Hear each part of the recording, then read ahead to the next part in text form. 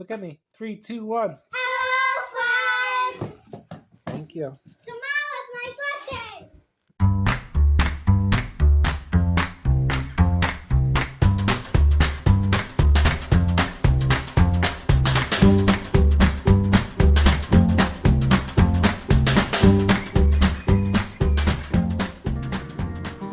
Tomorrow's Freya's birthday. I wanted to do things a little bit differently because garden tours are garden tours. But I wanted to connect you to my kitchen. And we're going to walk out of the kitchen and into the garden. Welcome to the garden, friends.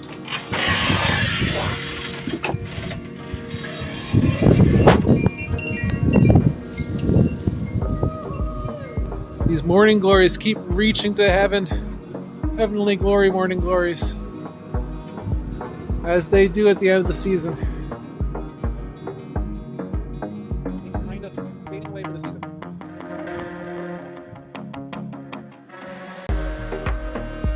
I was amazed by this plant all year long.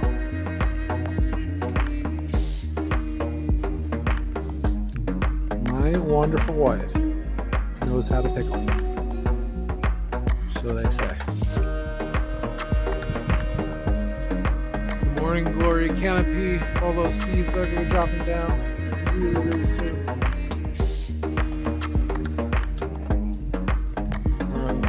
This is like now the tallest, most developed Rose of Sharon on the wall. I am glad for it. We'll tie that into the canopy better so it grows into things the way we want it to. Count our blessings. These tomatoes. So yeah, I am not going to be trying to bring a clone of these guys in this year. Not planning to. Look how hard, woody that stalk got on these. The morning glories have pulled the tomatoes over and they're killing it. Killing it. This blueberry bush. I'm gonna have to come back and do some tender loving care to that blueberry bush. Actually, let it have some sunlight before winter comes. These guys are turning cool colors. I should harvest the seeds.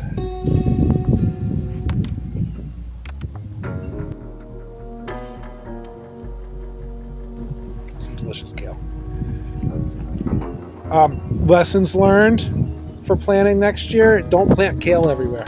Because there's a bunch of spots where I just thought, let's throw some kale seeds down because I love kale. And it kind of killed everything else that was going on. We still got tons of tomatoes. These are all abundance of tomato volunteers. There'll probably be tons more next year because how long it's fallen. The parsley. Parsley is looking great. I love that it filled in around here. I'm probably going to have to harvest some to give some air around this honeyberry bush here. Well, I'm happy with that. Happy with the strawberries. They were good. The arugula has recently been treating me really nice.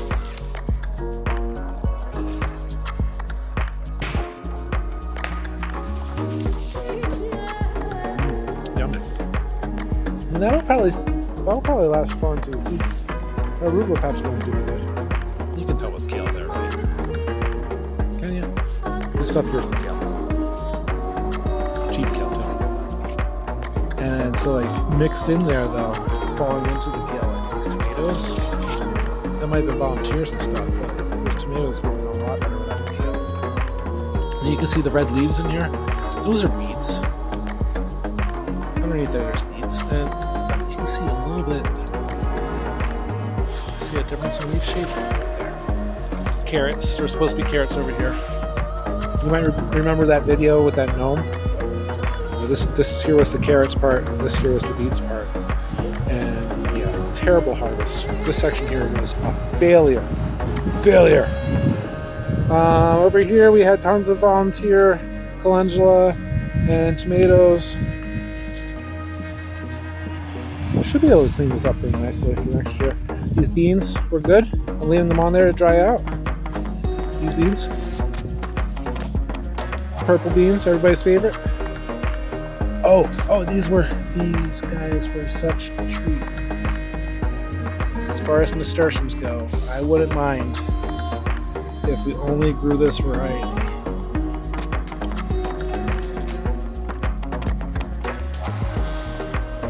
Radishes are still growing.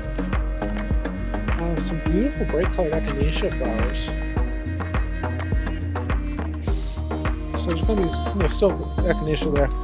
Here's another one of those spots where I need to push this stuff back and let that honeyberry bush get some air. Yeah, I'll be out here doing a couple chores. Kind of cool. Kind of ghostly. Those are the golden currant gold rush tomatoes. The rest of the plant's just gone. It's just these gone berries. So cool. And some rather tall okra.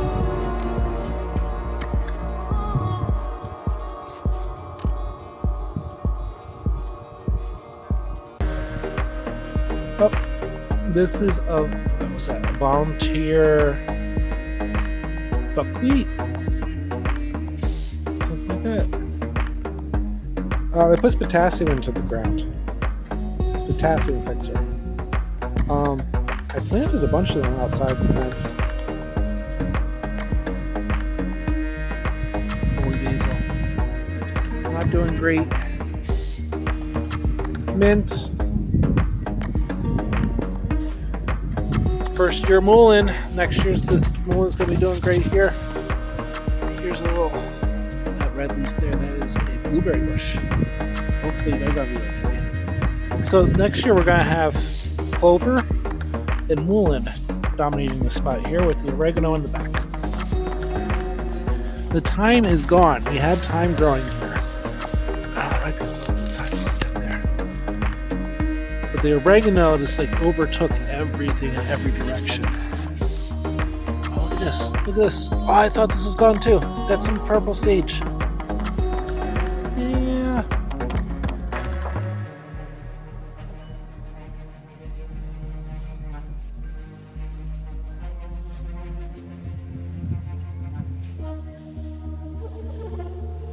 Love lies bleeding.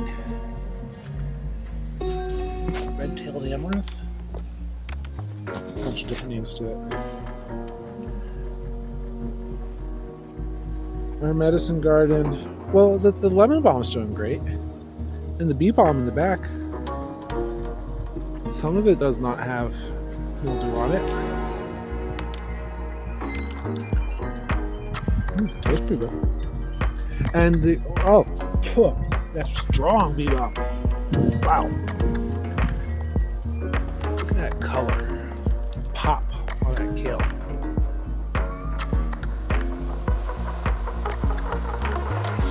Come with us, Emil.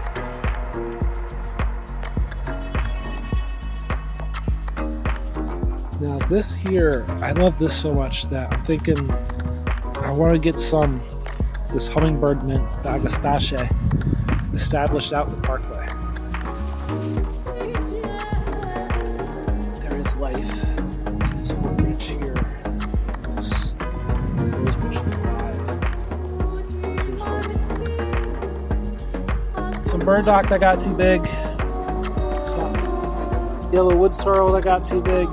Some grasses that got too big. Looks like some mugwort there behind the roses. All that stuff there is the Roman chamomile. I know there's been a dog come in and sit in that corner. But you know what? I'm happy with it. See this? I didn't like this stuff. This is, I looked it up. It's a sweet wormwood. It smells like delicious potent drying stuff. Oh man, just rubbing your fingers on it like that. It's a sweet smell up in the air. And these are my rosemaries here. These guys, we've had them for a few years. Sometime soon, I'm gonna complete something with the rosemaries. We'll talk more about them soon. Late season carrots. Can we find one? Not very big.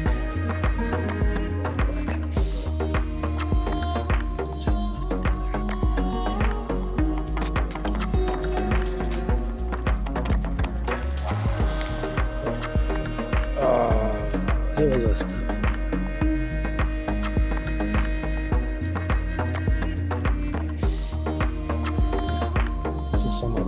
It looks like a beet. In reality, it dries out a little more indigo color than the beets do. Coleus. Oh, Coleus. Oh, see this? This is a sunflower shoot, which makes me think that sunflower shoot makes me think that this might be one of those buckets that I put some Jerusalem artichokes in the bottom of. There may indeed be Jerusalem artichokes growing in the bottom of that, or the bottom of that, or out there underneath stuff. Out there, I'm never going to see them. But these coleus are going to get tipped over, and we're going to investigate that in a month or two. This here is, you see that stalk there? Oh, look at that. There's a fancy word for it. Maybe I'll look it up, put it in a post. Maybe I'll just talk about it later. This is raspberries. Training them up this way, so next year we will have a plethora of raspberries here. Check out this kale. See how it meets the top of the fence there? That is a tall purple kale. This was last year. My dad salvaged this at the end of the season. There was like 4, 5 of them, and then he left them on his porch, and they like dried out, and then like I planted them just to see what would happen, and like that's an impressive kale. The kale is alive, it's still wonderful, and I mean it's kale. It will continue to be alive and wonderful.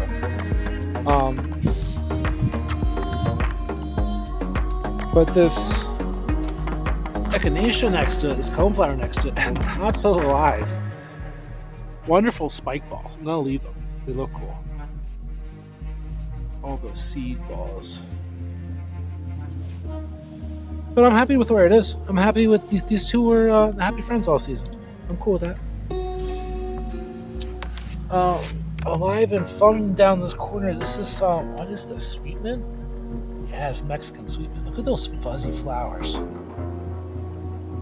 Love, love, love these fuzzy flowers. And they're still offering fun for different types of pollinators. And if we pan off to the left, I'm going to risk bringing this whole container inside. This is a spotted peabody. I took a couple cuttings, but I don't trust that they're doing okay. This guy is doing amazingly okay. It's sea kale. Add to my kale varieties. I think we grew it from seed. Is this year 2? It's a perennial. Most kales are biennials. This is a perennial. It's doing okay. Like this bucket of phlox. Haven't seen flowers in months, but the plants are doing okay. You know. Whereas these guys, they're on the way out. Morning glories. We gotta make sure. Also, got this one mess. I gotta get all these seeds, because the morning glory apocalypse doesn't happen. At some point, I'm gonna move all these buckets of different types of mint together in this dark corner. Look at it's just like growing up and taking over everything. The color and the definition is so great, and then in the midst of it, this beautiful pink crown, that pink flowering kale. The cat mint kind of got it.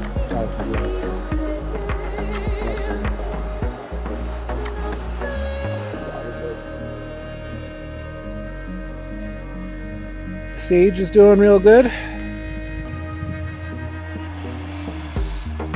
This here Russian kale, they finally survival of the fittest. They've grown up. They are tall. Give you an idea. There's a bench. Here you go. There's a bench. That's how tall the kale are. Let's go from this.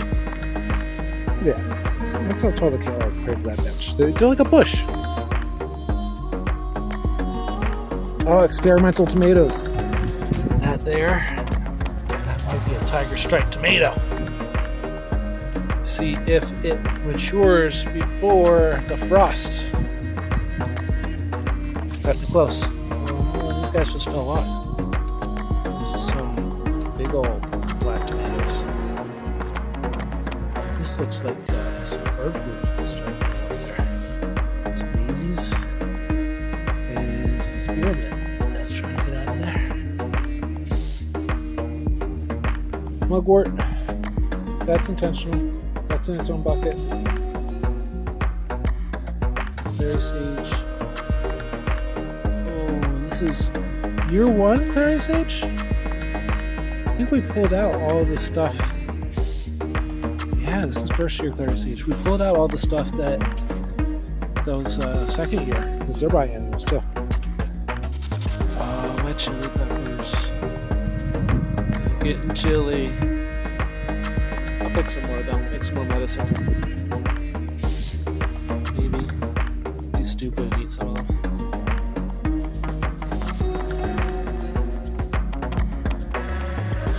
Seeds of wrath. Calendula. Calendula's nobody's wrath. Beans. Beans doing funny things. Oh. I never saw that before. These were some asters. Oh, it's more Swiss chard. See, I don't eat enough of the Swiss chard. It just ends up looking pretty. You know? These guys surprised me. I didn't know they were growing. This is a lemon bee balm. Kind of started shooting out of here out of nowhere. Bunch of stuff in here. Is that a carrot? It is. Look at that.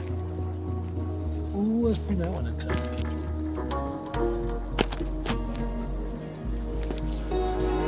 Whoa. That's a carrot.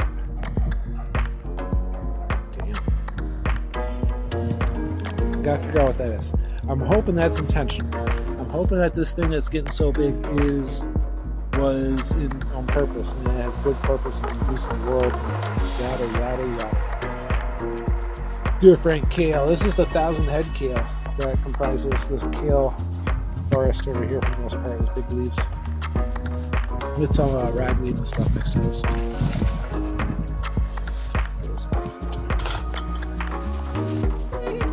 There's that thing again, which makes me think that I did it intentionally.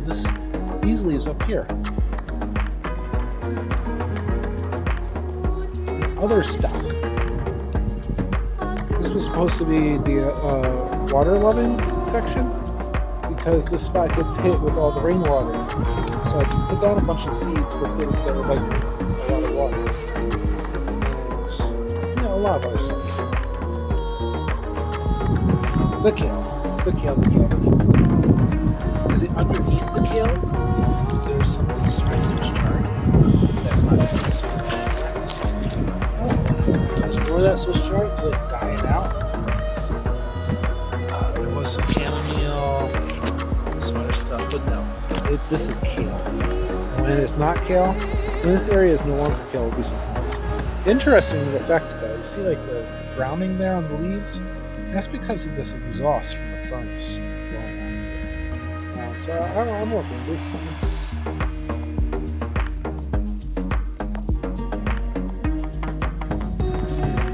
Cleans up the inside. Beanstalk trying to get into the house. Beanstalk trying to get into the house. And the calendula patch. This is the calendula patch. And just some apple mint, I believe it was. I'm going to take more cuttings of this apple mint. All of the mints are going to get collected somewhere.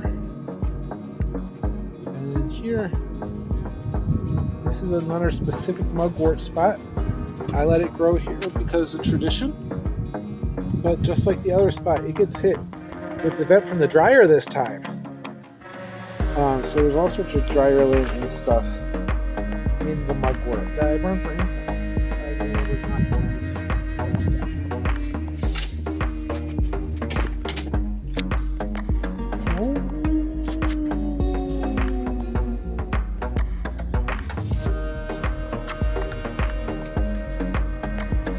Plans and stuff. The hostas will be back.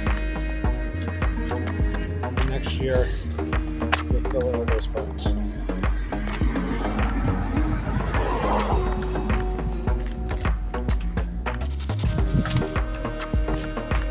by. All that cool stuff. Hope you enjoyed the walk through the garden. Catch you next time.